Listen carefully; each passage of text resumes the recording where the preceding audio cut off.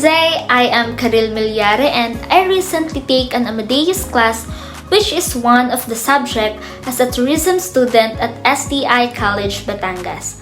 So what are my learnings in Amadeus? So in Amadeus, ang unang-una naming na-encounter talaga is the IATA codes. IATA codes ng different countries, minemorize namin yung mga IATA codes, and also the airline codes. So, bawat airline, meron siyang codes katulad na lamang ng Philippine Airlines. So, ang code ng Philippine Airlines is PR. So, sobrang laking tulong ng mga codes na yon para mapadali kami para kung paano gumawa ng PNR. So, ang PNR, doon tayo magbubuk ng flights. So, sa pagbubuk ng flights, hindi siya ganun kadali talaga. Sobrang daming process, sobrang daming codes na ituturo sa'yo ng sir. So, sa pagbubuk ng flights, meron siyang tinuro sa amin na 5 mandatory elements, which is the SMART.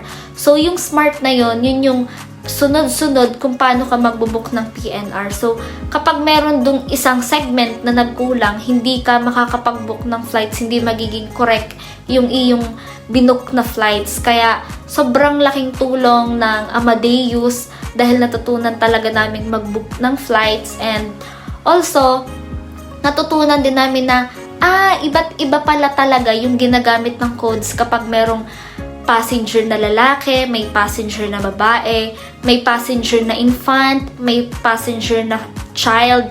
Meron iba't ibang codes na ginagamit. For example na lang, kapag infant, syempre ang gagamitin nating codes ay INF. And kapag naman child na babae, MIST. Kapag child na lalaki, MSTR. So, yun, sobrang daming ituturo sa inyo na techniques kung paano kayo talaga makakapag-book ng flights. And sobrang halaga ng bawat lecture. Kaya dapat hindi natin ma-miss ang bawat lecture na tinuturo sa atin ng sir. So, do I find the subject difficult? So, at first, it was a bit challenging for me because it involves a lot of codes and processes. But, I managed this by paying attention in our class, practicing regularly kung paano mag-PNR. Parang kapag nagturo ang sir ng lecture, dahil syempre kinabukasan, lab na namin, parang kailangan talaga namin mag-practice kung paano mag-PNR and asking questions whenever I get confused din. Nung una talaga, Amadeus, pag naririnig namin siya, parang sobrang hirap niya. As in, maraming nagsasabi na mahirap daw talaga ang Amadeus. Parang nakaka-pressure sa amin. And yung mga 4th year dati, nagpo-post na Amadeus passer sila. Ganun na, parang doon namin na, ganun pala. Ganun yung subject ng Amadeus. Bakit parang may mga assessment, parang may kailangan ka talagang ipasa. So, at ang nagpahirap pa sa amin, dahil yung Amadeus ngayon, kapag hindi ka nakapasa sa assessment, parang uulitin mo yung subject na to. Kaya, parang mas naging mahirap sa amin para i-take to. Pero, dahil nga ang Sir Mico de las Reyes ang aming proctor sa subject na ito, mas naging madali ito sa amin dahil sobrang galing ng sir magturo.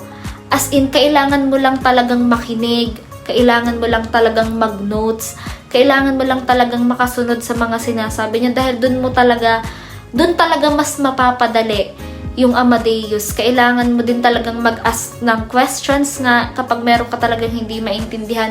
Huwag ka nang mahiya, i-ask mo siya agad. And what did I do to survive this subject? So, ang ginawa ko para talaga ma-survive ang subject na ito is huwag talagang umabsent. Sobrang importante ng attendance. Dahil sa bawat lecture, doon tinuturo ng sir yung mga gagawin nyo sa lab. Kaya kapag nag-failed ka sa lecture, kapag nag-absent ka sa lecture, hindi ka na makakasunod sa lab, mas mahihirapan ka sa lab. Ngayon, iba na ang grading system natin, kaya mas mahirap siya para sa amin. And, yun, para ma-survive talaga ang subject na ito, huwag kayong a-absent, mag-take notes kayo lagi, lahat ng sinasabi ng sir, isulat nyo ng isulat. And, syempre, iintindihin nyo din talaga.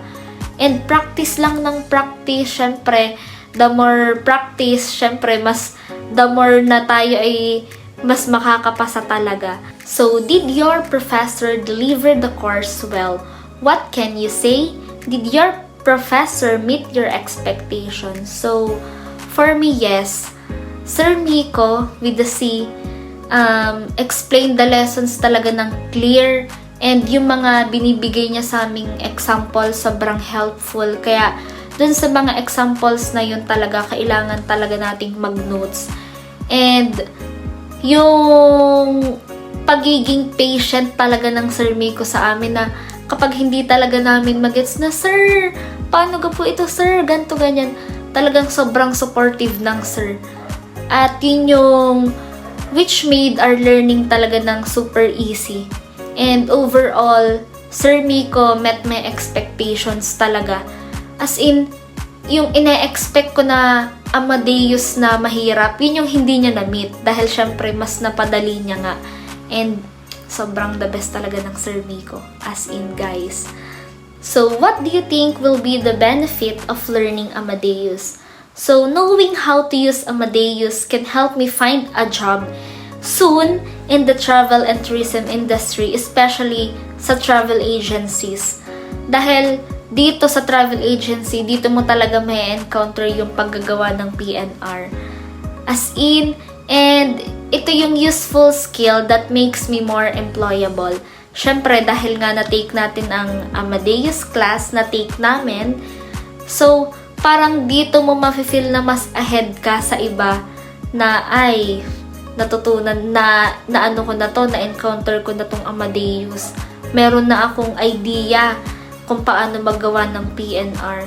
Meron na akong idea sa mga codes na gagamitin. And for me, ito talaga yung benefits ng pag-aaral talaga ng Amadeus. So what will be my advice to all second year BSTM students this year who will be taking Amadeus next year? So, my advice to all second year BSTM students is you need to practice as much as possible talaga. Don't hesitate to ask for help and stay focused during your lessons. And understanding the basics early on will make the subjects easier later. And syempre, wag nyong susundin yung nasa isip nyo na ay mahirap. Subukan nyo muna bago nyo sabihin mahirap. And syempre, wag na wag kayong a-absent. Sobrang importante ng presence nyo tuwing lecture. Doon nyo maiipasa ang Amadeus. Kapag naka-attend kayo ng lecture, maiipasan nyo ang lab, maiipasan nyo ang Amadeus. And yun, God bless second year tourism students! And that's all my learnings in Amadeus subject, and I hope you learned something. Thank you everyone! Bye!